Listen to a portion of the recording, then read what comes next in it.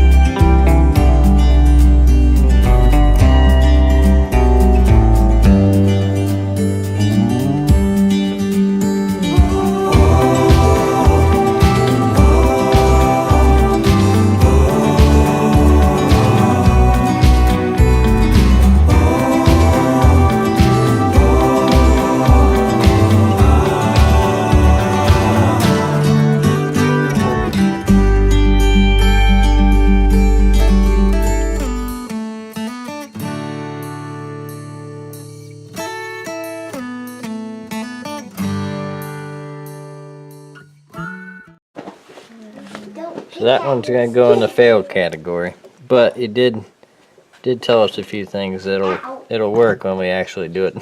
Do cast or the mold right the first time. We forgot to put air reliefs in, so when we do that right the next time, it should be fine. I was looking at the divots and stuff, all look like that'll work out pretty sweet. But we got a little bit left over, so we're gonna pour some in the I don't know what you want to call this thing, but we'll do some in that one. And I think he's got the trucker lady too, so as soon as that's warmed up and ready to go, we'll show that too.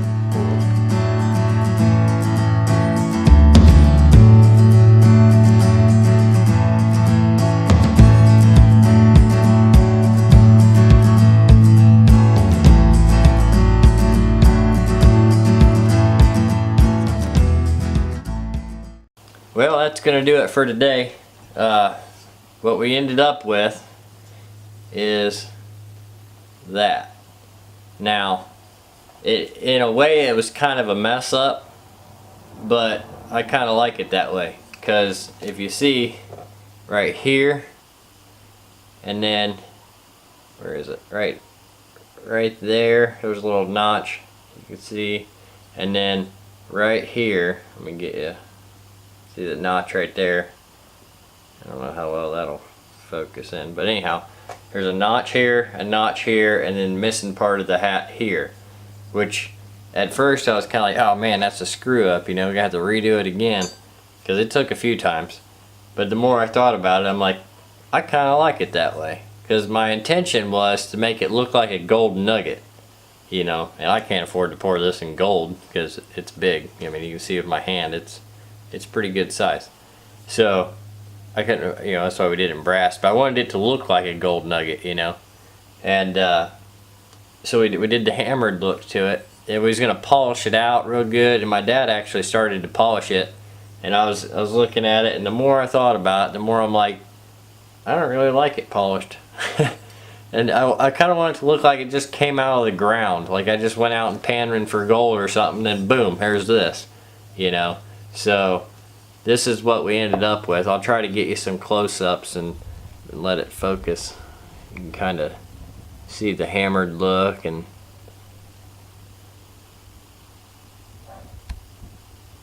you can kind of see it. There you go. You can see the hammered look to it. You got a mistake there in there, but you know what, I like it. It turned out sweet. It's not perfect, but you know, things in nature don't tend to be perfect. If it just came out of the ground that way, I think it turned out pretty sweet. And we had extra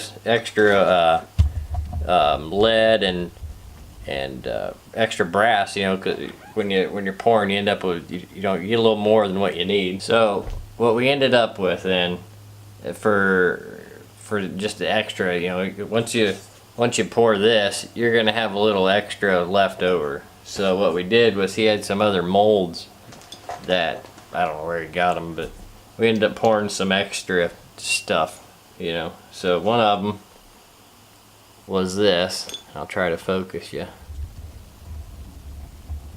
Naked trucker lady thing. Now this is just out of lead, extra lead that we had left over. And then we had this thing, which this is probably like 1.5 inches squared. It's like a little Egyptian type thing. Kind of neat. And then we ended up with one of these out of lead. There you go. And one of them out of brass. I think it looks cool. It looks like a silver and a gold coin type thing. It's about the size of a 50-cent piece.